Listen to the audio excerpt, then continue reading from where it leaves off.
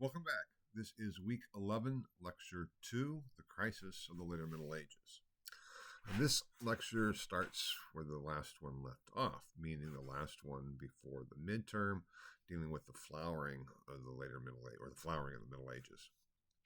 So often in historiography, at least in the past, traditional historiography, this period that we're entering called the Late Middle Ages, or referred to as the Late Middle Ages or Later Middle Ages, namely the 14th, 15th centuries, had been seen by some scholars as a period of decline, that culture and intellectual activity reached this peak in the 13th century and then began to decline and fall apart in the 14th century. That is a view that I argue very strongly against, and it's been a view that scholars for the last 50 years basically have been arguing against. That there was a lot of positive developments going on in the 14th century, and to see that there's a high point in the 13th century is basically accepting a theological understanding of history. Thomas Aquinas had been seen as this high point of the culmination of faith and reason, so to speak. And then in the 14th century, it had been interpreted that synthesis of faith and reason fell apart.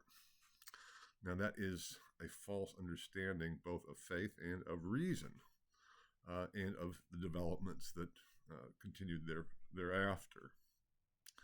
But it may seem that I'm presenting this kind of doom scenario with this lecture on the later Middle Ages as a crisis. But what I mean by a crisis is not a crash in any way, shape, or form. So often we use the term crisis in a general sense. I'm having a crisis, or we're facing a crisis here.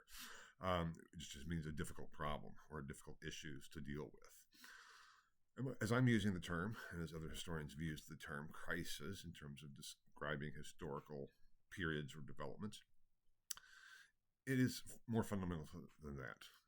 In this technical sense, the United States, which we've had many problems, many challenges, but there's only been really one crisis, and that was the Civil War. Even though we could be facing a crisis right now, but that's a political understanding. But a crisis is really when the very structures of reality that you assume are the case are no longer functioning, so that your basic understanding of the world is called into question. And that is really a crisis. There can be personal crises, there can be social crises, political crises, but we need to distinguish between just serious problems and challenges and then a period of crisis. And the later Middle Ages, even for all the positives that are there, and I'll be talking some about those, not today so much, but later, the next lecture, was a period of when people started saying, wait a minute, what we always thought was the case is no longer the case. There were a series of events that led to this general crisis, whereby any single one of them probably would not have been termed by later historians as a crisis, even if they would have been crisis situations, as we would put it, for those going through them. I just want to kind of frame that context and understanding of what we're really talking about, that this period of the late medieval crisis is a period when the structures of reality that are always assumed to have been there, people began to see, wait a minute, this doesn't really fit. This isn't supposed to be happening. Now, that being said, we can point to political conflict between popes and emperors, which there had always been, but I'll be talking more about that in a moment. We can talk about a famine. We can talk about plague. We can talk about war. And of course, poverty is endemic, at least amid the lower classes. So we have famine, plague, poverty, war, which are the four horses of the apocalypse. Meaning, in case you don't have a reference for that, in the Christian Bible, in the New Testament, the last book of the New Testament is called Revelations, or the Apocalypse. And apocalypse simply means revelation. And it's of the last days. And it talks about the loosening of the four horses of the apocalypse. And that is poverty, famine, plague, and death. So people started to question, are we really living in the last times? I'll be addressing that later as we get there as well. And that changes how you view things. It's one thing to say, okay, is this just a crisis that we have to get through? Or is this really signs that the world is ending? That was a feeling. And if you believe that the world is about to end, how does that affect how you act and what you believe and how you manage your life? Those are the issues that were becoming very prevalent in public in this period of the late Middle Ages. So that being said, we're going to look at a number of these developments. And the first is with the papal-imperial conflict. And for that, we have to go back to the end of the 13th century with the election of Celestine V as Pope.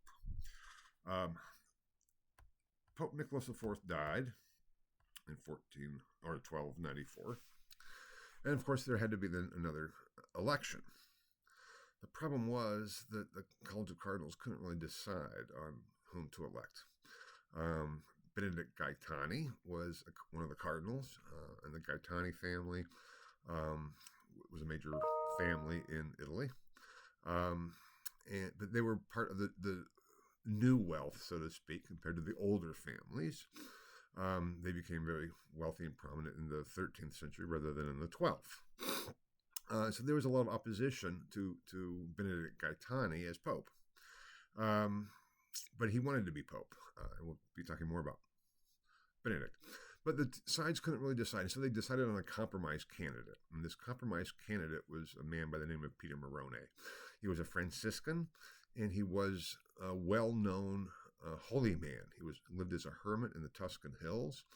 And they thought, hey, he's a following already. He's a holy person. Without much question, it would make perfect sense just to elect him as Pope. We can agree on that. He's old. He won't last all that long. We'll figure things out thereafter, and we'll go from there.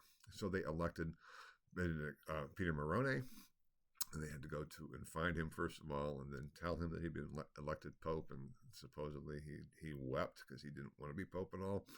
But he agreed to God's will, as it was seen, the decision of the College of Cardinals, and took the name of Celestine V. Now, Celestine means heavenly, and so if there's ever a pope fittingly named, it was Celestine. So he moved to Rome and became Pope. Problem was he really didn't want to be Pope. The office of the papacy is a difficult one, it is today, and especially in the Middle Ages and later Middle Ages. It's both a political office and a spiritual office as well. They made a distinction, theorists made a distinction at the time, or began to be making a distinction at the time because of some of these conflicts between the power of jurisdiction, the Pope's power of jurisdiction, and the power of ordination, what it meant to be a priest. And you really needed to be able to play pretty hardball politics as Pope if you're going to lead the church, because as I said in previous lectures, there's no distinction at the time between quote-unquote church and state, but there's a conflict between ecclesiastical power and lay power. And that conflict had been there from very early on, and it was just continuing. But what happens is from this later 13th century and the papacy of Celestine on throughout most of the 14th century, there is, and on into the 15th century, there is fierce conflict between lay power and ecclesiastical power, as never before. And it begins with Celestine. Celestine had enough. And in December of 1294, he resigns. Now, that was an issue. Cardinal Benedict Gaetani, who was a canon lawyer, a very good one, had presented the case for Celestine to resign to the College of Cardinals, and so they accepted his resignation, and then finally, politically, Benedict was able to pull it off, and he was elected Pope in 1294 and took the name of Boniface. It became Boniface VIII, the eighth Pope, named Boniface. And Boniface VIII became probably one of, if not the most infamous popes of the later Middle Ages. He had immediate opposition with the families that were still opposed to him, particularly the Colonna of Rome. And there was a number of Colonna cardinals. And they started scheming of how to get rid of Boniface. And one major point of their attack was that you can't resign the papacy. Papacy is, God chosen office. You can't resign the papacy. And so actually the resignation of Celestine was not valid, and therefore Celestine was still pope, and Boniface was an usurper. These Colonna even went so far as to claim that Boniface had tricked Celestine into resigning by going to his window at night and pretending that he was the Lord, so that these are actual accusations that Boniface went and said, Celestine, what is it? Celestine's a spiritual man. Celestine, yes, who is it? This is the Lord. Oh, Lord, what is it? You don't want to be Pope, Celestine, do you? No, Lord, I don't want to be Pope. Resign. I can resign. Yes, Celestine, you can resign. Okay, I resign. He was accused of that. He would be later accused of almost anything you can think of thievery, of theft, of fraud, of sodomy, of anything you can think of. Accusations were thrown at Boniface. And what we know about Boniface, actually, is many of those accusations could have been true, but we don't have the evidence for them. We don't have the evidence that actually Boniface, or when he was still Benedict Gaetani, actually had coerced or tricked Celestine, but that's what he was accused of. We know that he was very ambitious.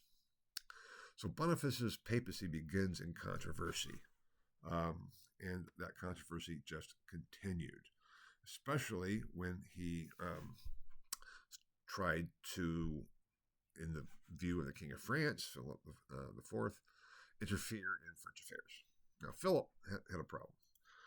Philip IV, and this is the